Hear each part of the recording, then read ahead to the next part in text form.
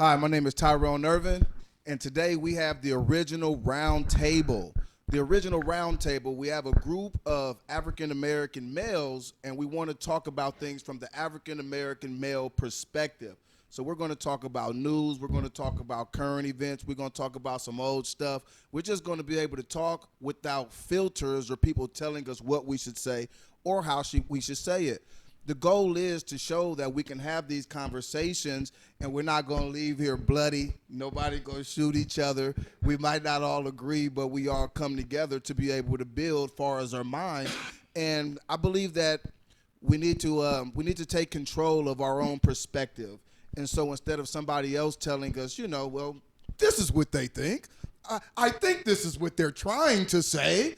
Or, have somebody who pays somebody who says what they wish they can't say what they want to say, but they say what they have to say. So now all we're going to do is just give an honest perspective from African American men. So I'm going to go ahead and start it off like this. I'm going to pick Chris, you the youngest in the room, and we're going to move around. We're going to ask everybody questions. So when it comes to you, introduce yourself, let everybody know your name, and we're going to go from there. Chris, I started off by saying we're African American men. And I'm going to ask everybody this question. Chime in if you want. Classification. How do you feel about being classified? African American, Black, Indigenous. These are all ways that we've been classified, that people call us. What are you comfortable with? And we're going to move around and talk about that a little bit, because when they say Black, I don't know how to feel about it, because Black is the color of those speakers over there. And so where we at with that? What you think, Chris? Honestly, I feel more comfortable being referred to as a African American as opposed to being called Black by someone who is not, of the same descent or color scheme. Okay. Who else? What about you, Hatter? Black, African American, thoughts on that? I'm serious. I never really thought about that. Uh-huh. Because I've been taught you only what you answer to. Okay. So I just never thought about it. If you call me Black, you call me African American. I just never thought about it like that. It's a great question, but I just never thought about it that way. I mean, that's it. I never thought about it. And that's why we're doing this, because we're going to build on thoughts and stuff. And I get a lot of questions, and so it's just good to be able to ask, because we're going to come up with some stuff. What about you, Erwin? What are your thoughts? Black, African? What's up, my Black brother? My African American, my Indigenous brother? Where do I call you? Where do I call you off the jump? I'm going to piggyback off my man. He said African American. That's what I'm used to. That's what I never put much thought after that. I mean, now you're sparking that interest, though, of how I should be referred to. So I think that's dope. So, and then, for me, my father is West Indian. And even that has its own character and its own, Okay, what is that? What is that character? What is that dynamic of identification? West Indian. So if I were to say African American, is that, how does that fit? How does that correlate? So yeah, if you're from Trinidad or West Indies, but you're not born there, but you have the descendant of, or your parents, or you're African American, you're born in America.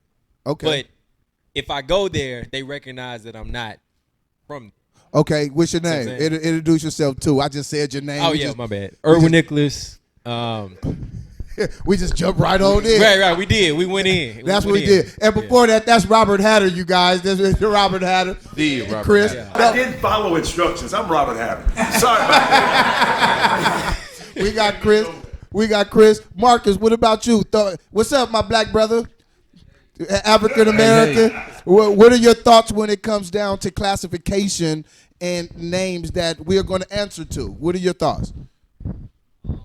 I pretty much just bubble in African American. Other than that, it's a variety of things I can identify myself as. But when it comes to filling out application, that's one of the options. So I'm gonna choose that. That he said application. You said, what'd you say? Well, it's interesting that he brought up application. So that hits our brain. That hit my brain a little bit different when you said, "Oh, when I'm reading the application, African American," right away. So I think that's what we are more likely to identify as, because all the applications that we get, we're being told to identify ourselves as African American. You know what I'm saying? So Facts. maybe it used to be I color. guess I haven't filled out an application in a long time. So they changed the game. Well, they done changed the game up on me, Carl. It used to say color. So we're good. It used to say color. So we're all But right. I went back in the color part. Right. I'm in the black part. And I used to say black or white. I ain't never seen that in my life. Black or white. So, see, you're a youngster. I think that's interesting. Thank you, Tyrone, for that question. And that's why we have it like this as well. We have different age groups because we're going to see how things change, the ebb and flow of things and thoughts. Reggie, what about you? My African, Indigenous, American, black brother, my Negro. What do I call you? What do you think? So it's Reggie Draper here. I'm always against the grain, so I'm probably get flamed for it. So my thing is, you can be categorized in many different methods, right? Across the world, you got blacks. I've had the opportunity to travel across the world and see different nationalities. There are Chinese people in Jamaica. When you hear them talk, you would never think they were actually Chinese, right? At the end of the day, as long as you're not calling me something in discriminative nature, I'm not really against it, right? If it's discriminating, it's an issue. So until I am comfortable saying, oh, I don't want to say white, then I can't be hypocritical and say I don't want you to call me black, because I'm going to call you white immediately, right? So if I can call you white, then you can say black. You're not trying to say something negative towards me. It's okay with me. But that's just my thought. At the end of the day, good point was brought up about African American. I mean, at the end of the day, I don't know where that originated from, but that's what we apply for right now. That's what we see on paper. That's what they tell us. So yeah, that's just my thoughts on it. As long as you'll give me the N-word, I'm straight about it, right? Or something of that colored nature, that's an issue for me. Derogatory. That's my thought. Right, it's derogatory. It's not derogatory. Right. Does it matter? Does it matter who's asking? Let me ask you. Does it matter who's asking? This for It the does room. matter. This for the room. This for the room. Does it matter? Because there's other names that we say to each other. Everybody know the N-word. Okay. Yeah. That we don't take offense to, or we don't feel any type of way. But if somebody else says it, It's a problem. it's a problem. It's the same issue, though. You know what I'm saying? They had that too. But I think it's the same issue, right? We know they're saying it for a cause. They're saying it to degrade us, right? If I say something to you, you know, it's you're my brother, you're my cousin, actually. Right. Okay. But if Mr. White Bob over here said, Mr. White Bob got an issue, he something going down, so that's my segregation of different names and black, white. If it means something negative, then it's a problem. If it's coming from somebody in a negative fashion, then it's a problem. All right, I got another question for that. We're going to get to that in a second. Let's go over to you, Jay. Introduce yourself. My brother, black man.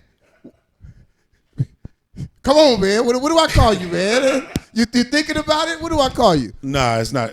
So, great question, because it really, this topic is a big deal for me. Okay. Because through my studies and learning about us pre this country and looking at, how we check that box, like, we're either African American.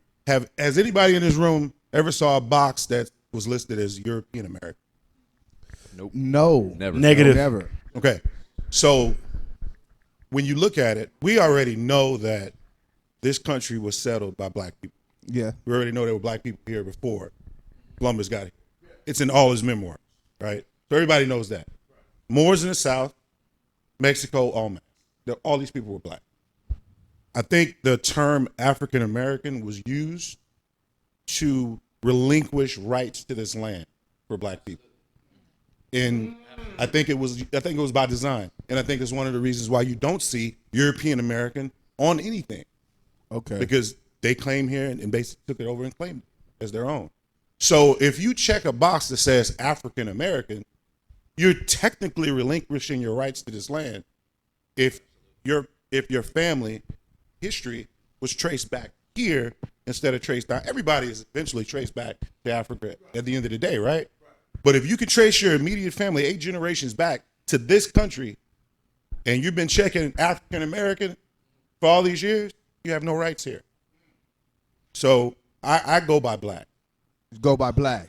Okay. And I like say the black. fact that you He did likes that black. and you left me with an answer. I go by Black Black. man. Oh, by the way, Jay Intellect in the blogosphere, Jay Steed in the cigar world, West Side.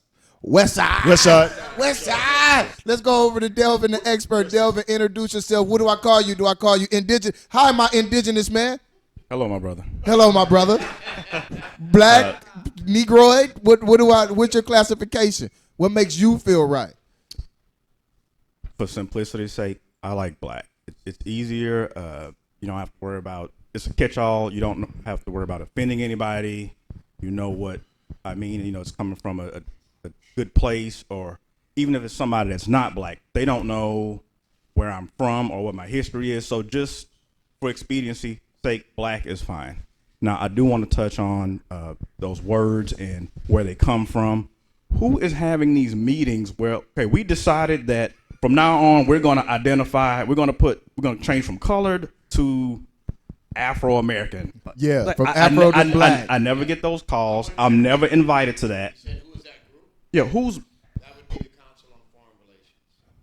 Could be.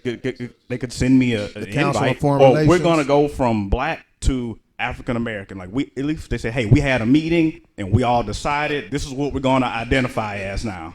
Then okay, I would be okay with that. If it's their application, can't they put what they want on their application? The people who we just got a right to not check it or not. But you got a right to put whatever you want on your application. But the point is the way, but we go along with it.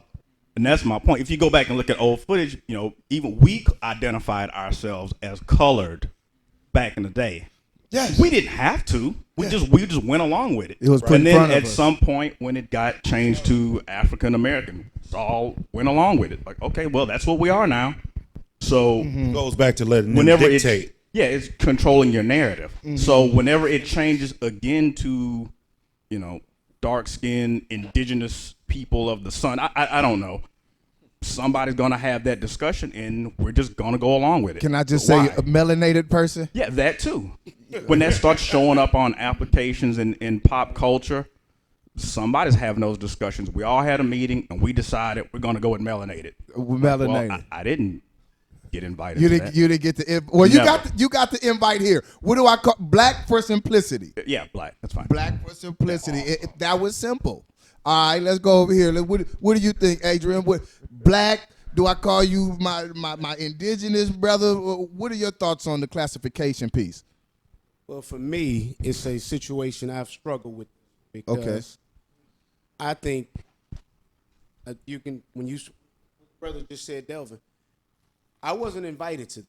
And so none of us are invited to this. So the powers that be, where he said the Council on Foreign Relations, maybe that's it or whatever. The powers that be basically are conditioning us in every way possible. So if I can condition your mind to say, this is how you should identify yourself as colored, then you will automatically take that on because I'm in the media presenting this is the way I need you to look at yourself. Now I need you to look at yourself as African American. We do it with our kids. We do it with our culture. We do it with religion. We do it with everything. Conditioning. If I can tell you enough times over and over again who you are or what to think, because I'm definitely not going to teach you how to think. If I can tell you these things enough, then you obviously take on my persona of the message I want you to receive. Right. And so I think that's what more so happens. So for me, it's still a struggle because I would say I've traveled, as the brother said, I've traveled around the world. I think I've 16 countries. And whenever you go anywhere else, I'm not an African American, I'm an American. Okay. When I go to another country, I'm an American. I'm not an African American. And one of the things that I think a lot of people, I was having this conversation with a friend. I said, do you know why white people actually hate us? Why? And the answer, this is just my opinion, and I Google search and I try to find. So where the hell did I come up with this at? The black race can exterminate any race quicker than anybody else. Okay. Pretty simple. And that's not a situation where I'm saying from a violent perspective. If you have a kid with a white woman or anybody else, our melatonin will overtake. Genetically. And so our genetics are that powerful. So anybody that is looking at this from if I'm a white man and I'm in power and I went and raped the slaves and I say, hey, Bob, that's your boy over there, ain't he, Bob? Well, he damn sure doesn't look like you, Bob. We got to watch this. We can't let those guys mix with us. We will not exist anymore, Bob. That is the real reason, in my personal opinion, that we say, well, no. And anybody, I don't care if it's Mexican, white, whatever race that we mix with, we are a threat to that race because we can exterminate them. So for me to answer your question, I would say at this point, because if I trace back 8 generations, I'm an American. An American. Because when I travel somewhere else that's within, and I can also tell you this, if we happen to go to war with China, we go to war with Russia, and I can assure you that we won't be black, we won't be white, we won't be Mexican. We're going to be a bunch of Americans trying to stay here to protect our freedoms and our way of what we believe in. But as soon as that war is over. Amen. As soon as the war over, it's all back in. Everything else is over with. It's back on the table. I don't like you no more because you this. And so all these things are meant to divide, man. I mean, so that's just it. So American is the classification. That's me. Absolutely. Okay. Already. All right. Carl, introduce yourself. What do you think? What do I call you? Carl Thomas here. Everybody can, Travis, turn my mic up a little bit. Yeah. I'm feeling like I got to yell. I don't really like that. Thank you, Travis. No, but this is like the brother said before me, this is something that I've really struggled with and has been the source of great depression at times in my life because I too, like other brothers here, have been blessed and fortunate enough to travel the world and, just kind of see what was outside of my project building growing up, which for me is a miracle in itself. Yeah. But I've always had a deep desire as a black man to practice nationalism. And we've never been given that opportunity, really.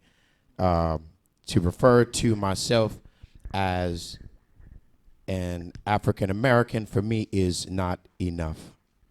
Africa is derived of 54 different countries and it is a continent. But I have never been to a country called Africa. Yeah. I've never been to a country called Negro or I've never the Chinese, all of my Chinese friends, they're Chinese because they can relate themselves back to China. Mm-hmm. You know what I mean? All of my friends from Spain can say, oh, yes, I'm a Spaniard. Yes, because I'm from Spain. Historically, there were more slaves that were already here on this land than slaves that were transported from Africa. And in my opinion, we just keep giving the government a break on robbing us of our birthright. I was fortunate enough to have some family members that are just as nosy as me. And, we just were able to trace our family roots back to Ghana. So that's one side of my family. The other side, I have no idea where the master brought us from.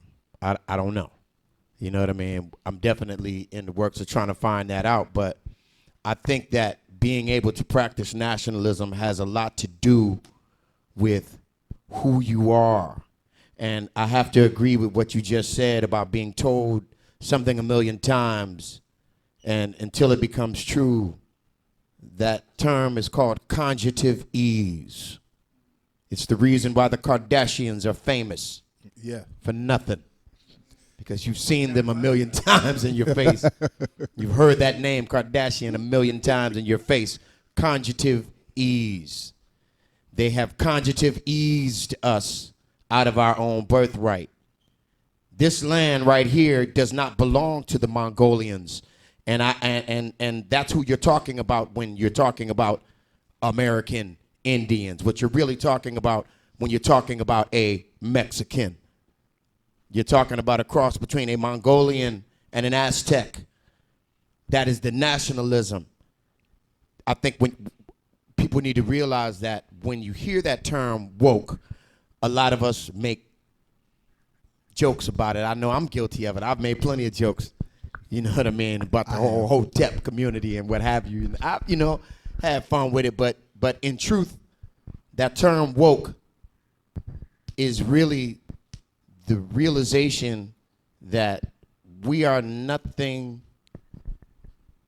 but reflections of Caucasian culture and ideology.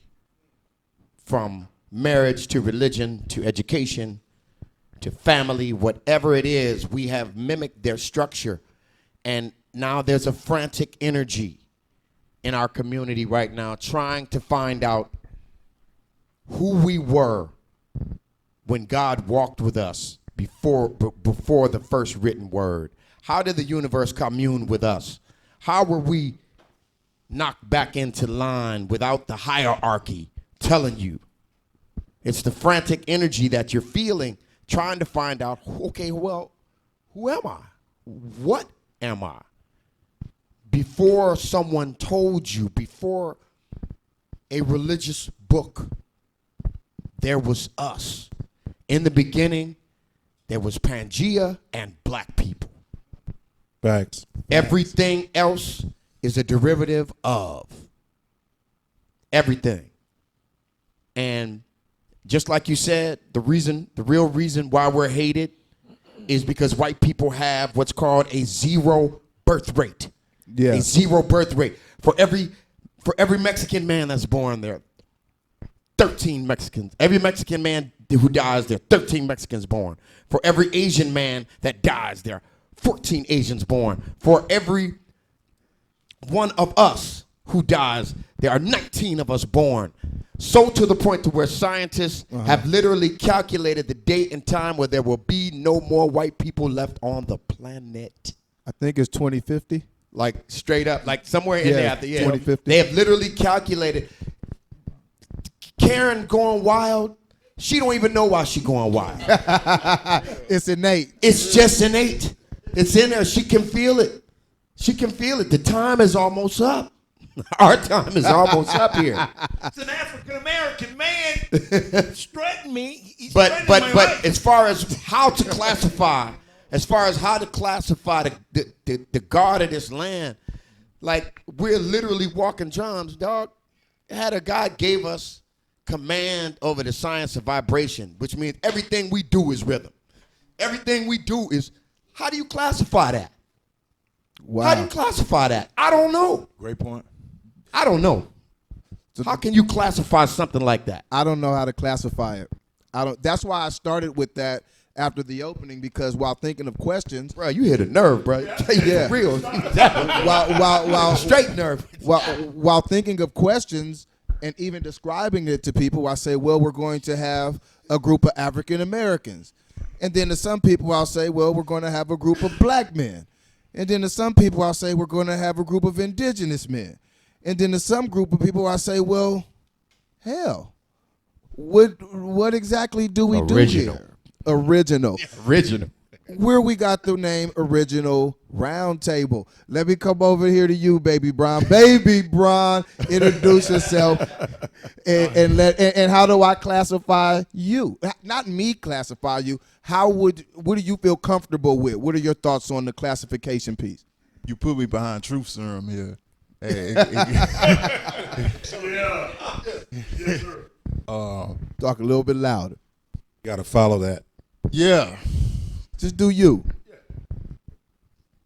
I've been taking. I don't know if y'all know. I've been taking notes. My mind runs, and so I've been just noting all the points to a certain degree. It came around full circle. You kind of just tied it all up for a slight spell.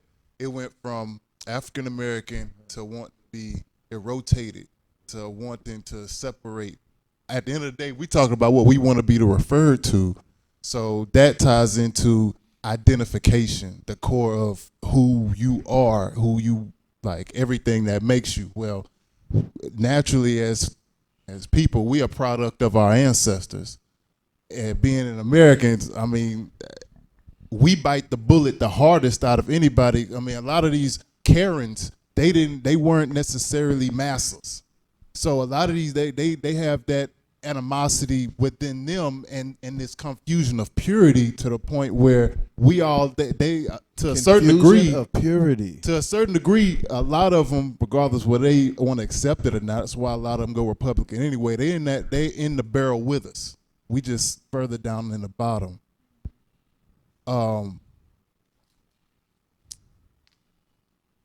It's a thing when we ask who's asking, and a couple of different times we talked about hitting on how several times they tell us over and over again who we are, and that's the number one thing, because that's the main thing they took from us when they brought us here was our identity. And so for the longest, we've looked to just crawl up to a position of respect for them, from them,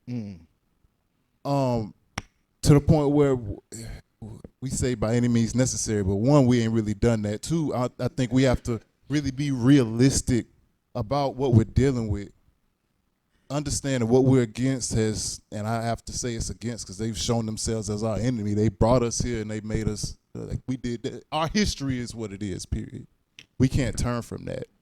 To embrace anything of truth in who we are and to be the best versions of ourselves individually and as a collective, it would be in our best interest to embrace that to the fullest capability.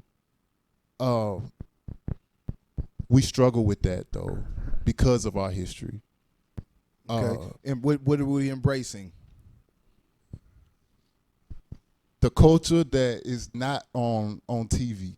The culture that's not on TV. See, he mentioned that we're a reflection of white America, which we've scratched, crawled, played their game, it wasn't written for us to play at their game. They redlined it our limitations. It's in the doctrine. Okay. It's been written in the doctrine all the way through time. So it's like what I identify myself with, to bring around full circle, I like to see myself as more than just an American, because I know my history, my ancestral history runs deeper than that. True enough, yes, I'm a black man. I'm from America. I'm a product of my environment. So therefore, I wouldn't be who I am if it wasn't for that. But I also understand that within me, there was there was what came before me, placed me, made me. All of that is entwined. I don't know if I'm. No, you good. You good. It makes sense. You good. You make sense. You preaching. This is a heck of a topic, Tyrone. I don't know where do you get this one from? Because thinking to classify how do we even describe the event when we have 12 melanated men, black men, indigenous. How do you classify that when somebody say, hey, what is it that you guys are doing this weekend? And so there's some people I would say, well, we're going to have black men come together. Oh, black is a color. Black is a color. I've never really met a true black person. Tyrone, this is black, and point to something black. Are you black? Well, no. Tyrone, have you been to Africa? You know, African, American, Africa, like how does that correlate? Well, no. Indigenous, are you indigenous? Are we the chosen people? So we have so many different titles and classifications to where it gets it's cumbersome on, well, what should I just call ourselves?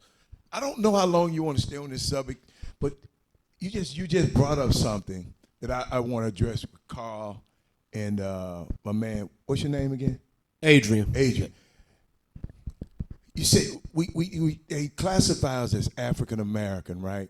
But I don't have an African passport. I only have an American passport. Right. If I'm an African American, Carl, if I'm an African, should I not have I should have dual citizenship then?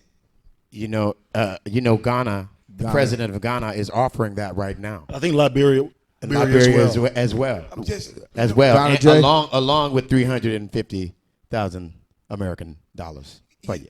So all I have to do is just get the citizenship. I mean, I'm serious. I keep hearing they say African American. The option is open though. The option is open right now. option for you to have dual citizenship. Not in all parts of Africa. No, Yeah. no, not in all of them. But I can say that if anybody here has a Apple TV or a Google device that they watch television on, yes, you can download African news and for free, and it comes in English and in French, and I don't know why, but it comes in English and it comes in French, but it really allows me to watch once a day to see what the African Union is doing, and they're really making strides. I don't even know if a lot of people know this or not, but what happened with George Floyd in Minneapolis, it wasn't publicized, of course, because you know who owns the media, but at the same time, the African Union, went to the UN on our behalf. Mm-hmm. On our behalf here in America, went to the UN, to plead our case as an international violation of human rights, as far as what the police department is doing here, and for me, the divisions that we've had between Africans and Afro-Americans, the division that we've had, to me, that's really like, that's really big. That's a really big victory because we're starting to erase the lines of this disease that we have called, oh, that's them over there. When you look at what's happening to Eritreans and Ethiopians in Israel right now, when you look at what's happening over there, you realize that we're not the only ones being killed by the police. When you look at what's happening with the African brothers that live in France, that live in France, especially Paris, you'll see that we're not the only ones being discriminated against, but they gave us, because of the media, they gave us this disease, dis-ease, this, oh, that's them over there. So when brothers in Brazil is suffering, it ain't us. Yeah. Or when Dominicans are hanging Haitians from trees, it ain't us. And we don't even want to get started on that right there. Yeah, we're unattached. But when they, but now those lines are being erased. Those lines are being erased, and I'm thankful to God because I have short-term goals, medium-term goals, and long-term goals. And some of those long-term and medium goals, I know I won't live to see, being the age that I am right now. I understand that. But some of those small-term goals, I'm not gonna stop until I see. You know what I mean? I'm not gonna stop until I see. I went to Abuja to speak at an engagement in Nigeria, and afterwards we all went back to the room, and it was a bunch of us from here. I brought my homies from Chicago, from Detroit, you know what I mean, from St. Louis, and it was a bunch of them, and we all went into the suite and proceeded to expand our minds. And then do your thing.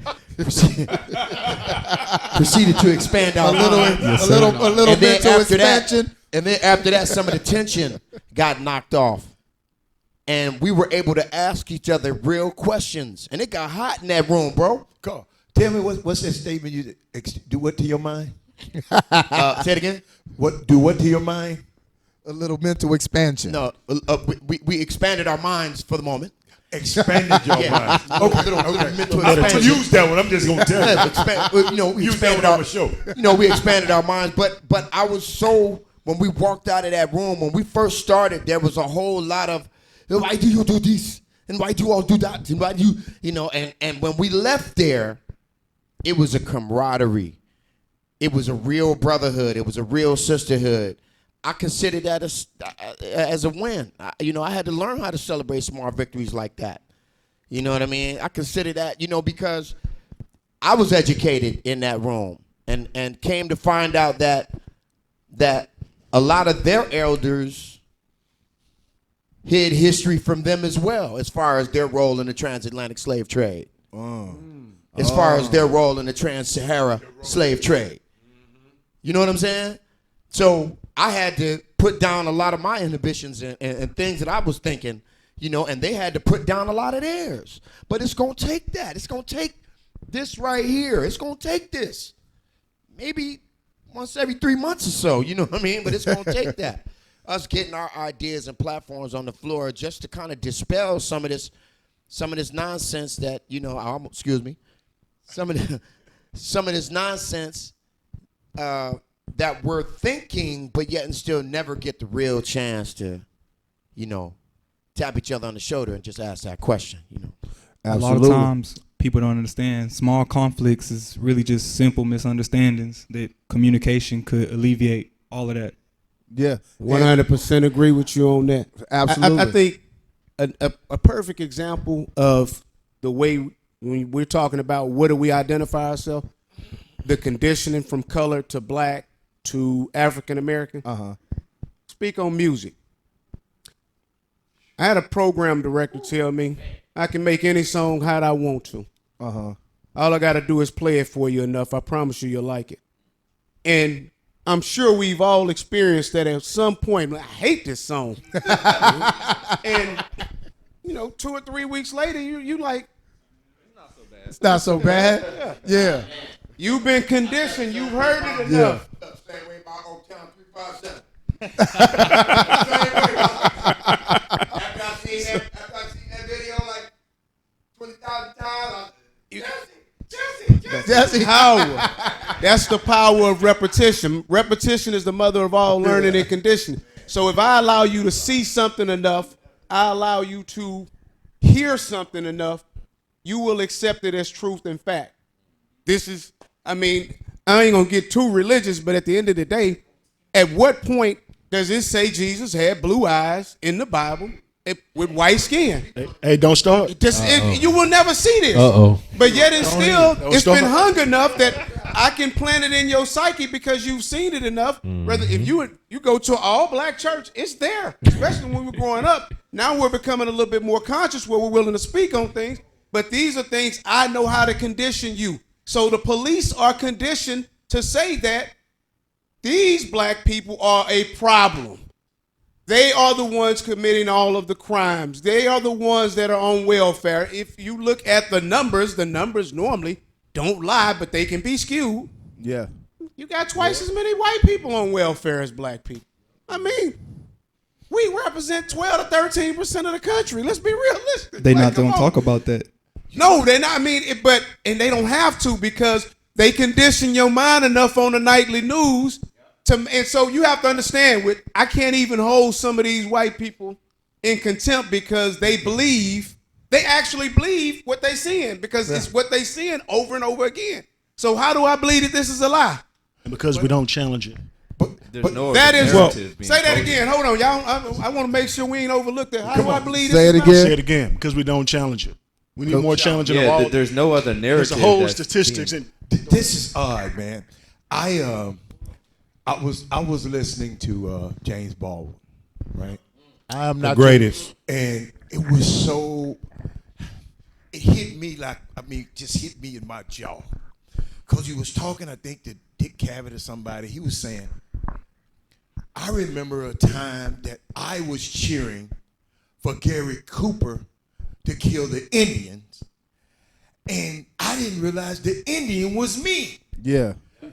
And I used to love John Wayne when I was a little boy. And in all the westerns, let's kill off Tarzan, let's kill off the African. And I just listen to me, man.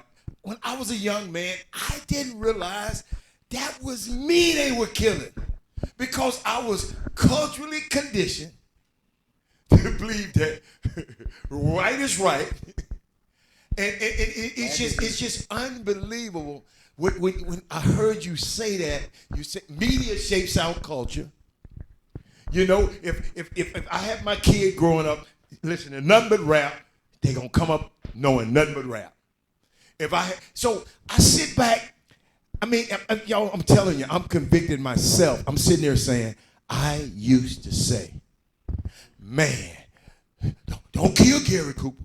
Don't kill them Indians. And we were conditioned that way, man. If anybody else want to chime in, when I was a young man, I was convicted. I was conditioned to that mindset, and thank God I became a man. Let me say this real quick, because what you're saying now, the difference in today's time is everybody has a camera. Everybody has access to the internet. So now, unlike so many of us, naturally people are lazy. But you can be lazy in this society and figure something out just by Googling it. So the media cannot control you as they once did because there are so many media outlets and so many ways to get information. But that's a form of media too. Yes, it is. Social media is a form of media. But that social media now has you doing what you just said, challenging the mainstream media. Okay.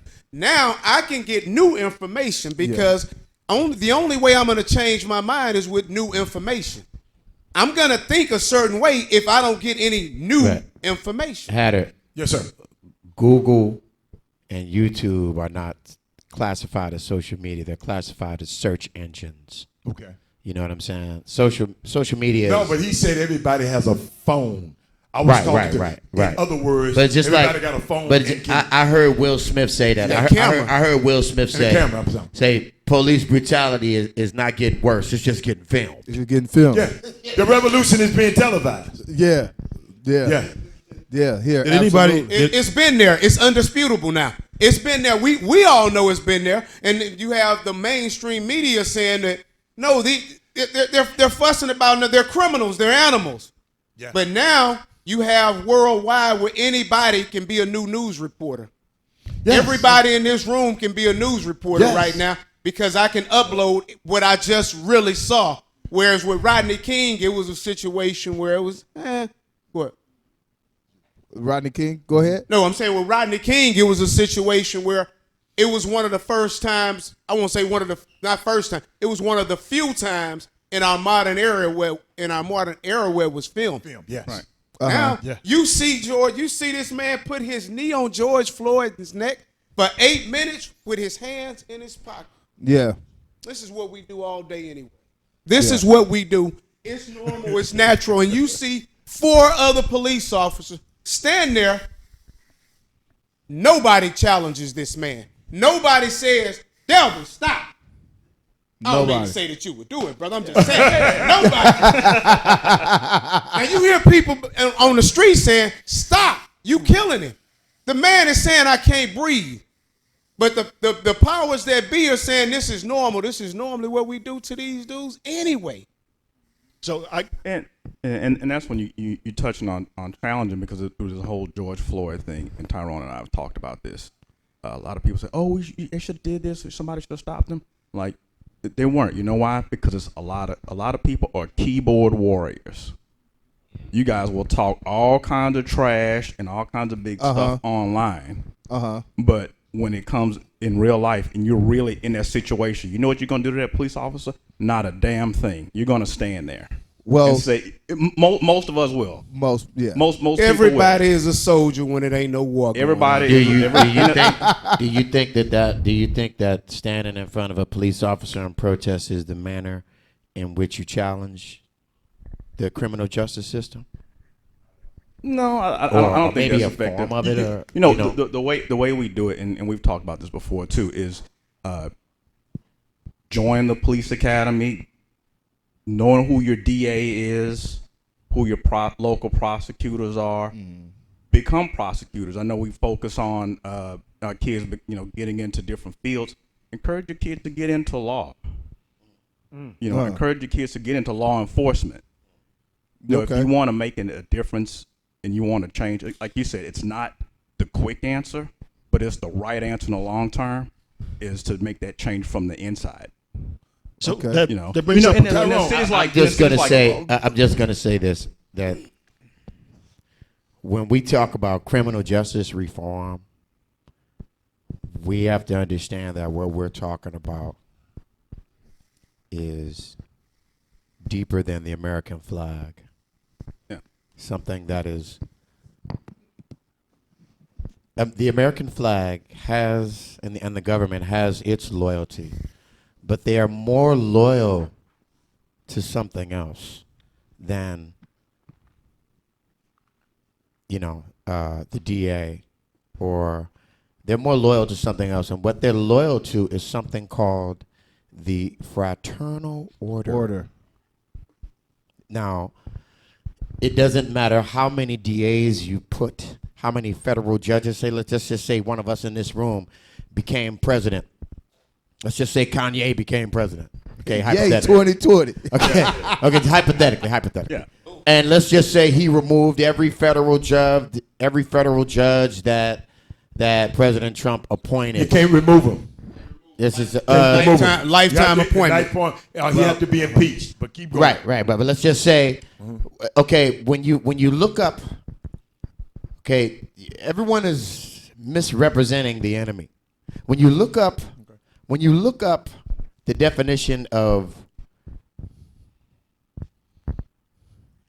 Freemasonry. Okay. When you look up that, the first thing you see is a fraternal order. Blah, blah, blah, blah, blah, blah, blah, blah. Now, when you do your research on the police and their structure, the framework, the infrastructure, the first thing you see is fraternal order. Any fraternal order is, in fact, a secret society, hidden in plain view, no matter what it is. Now, I don't know about you, but I've never known a positive secret in my life. I've never known a positive secret. I've never known one. I come from a family of law enforcement officials and criminals alike. You know what I mean? And being able to step back a little bit and just look at the picture of my family, I can see that three things I can see. I can see that the criminal half is due to A, personal choice and conditions. The law enforcement half is also personal choice and conditioning. And the third thing is that the Supreme Court is the gatekeepers of all of our oppression. Yes, sir. All of our oppression. Every question that you ask has to be constructed, just like a calculus problem, kind of like, you know what I mean? Yeah. Like that, like you can get the right answer, but still get it wrong because of how you chose to get there. You know what I mean? So if we're not asking the right questions, then those who are the gatekeepers of the information that we seek have no real responsibility of giving us answers. So, and they're never going to. I mean, they're not just going to hand over the keys to the kingdom. You're right. The old gods ain't going to go. Yeah. Willingly. So, right. So, being we are where we are, the real question is, okay, well, now what? Like we got the whole, let's just defund the police. You want to get to the you said the real question. Now, you brought it up, Carl. Tyrone, I thought you was the moderator. Yeah, no. I'm listening. We doing good. You gotta let the conversation flow. Right now, I'm asking this, but this question is to the room. This question is to the whole room. Are we really concerned with the floor of what we need to be asking? Are we really ready for that fight? Because that fight means putting our bodies on the line. That fight means death. That's what I brought up earlier. Death, for real. Are we really concerned? That's why I brought up the keyboard warriors earlier. Everybody being ready. All right, come on. Here, look. We're gonna get to the. Okay, all right. Look, Carl. We're gonna get right where you're going. I want to do this. Okay. Tyler, do I call you black? Do I call you negro? What do I call you? I forgot my man. It was good. We done left this conversation, but no, it's not. We right here. Go ahead. Get to him. Tyler Irvin. Let me introduce myself. To put it in short, I like to, because you guys, man, there's a whole lot of knowledge that was just hitting me, and I'm just like, man, I didn't even think of it like that. But for me, when it came to somebody calling me black, it never came with a positive connotation. Like, that black kid over there said this, or that black kid is doing that. And so I guess my thing is like the whole respect thing. If it sounds right and I receive it as respect, I can dig that. So with African American, like a few of you have mentioned, we have to somewhat give we have to understand, hey, where do we come from? Even though I've never been to Africa, I hope to go one day. But since I know that I'm only here because my ancestors are from this place, I have to somewhat, in my opinion, I have to somewhat identify as that for me. And like he mentioned before, I'm currently in America, and I wouldn't be able to hold this mic and, you know, all the revolutionary things that we've done to this place for me to be able to walk around and kind of do the things that I choose to do as an American, that freedom, you know, I like that too. So for me, I'm like, okay, African American to me sounds the best because black, I don't really like, because like how you said, black is a color. And I just didn't like, I don't want to see myself as minute as a color. If somebody's like, hey, that black person right there. And I consider to be much more than that as a person. But if you want to really call me something, just call me sir. Sir? Yeah, and you know, and I receive that as respect. And you know, and I just like the way it sounds too. Somebody says, "Hey sir, how you doing?" instead of, "Hey African American." "Hey black guy." "Hey sir."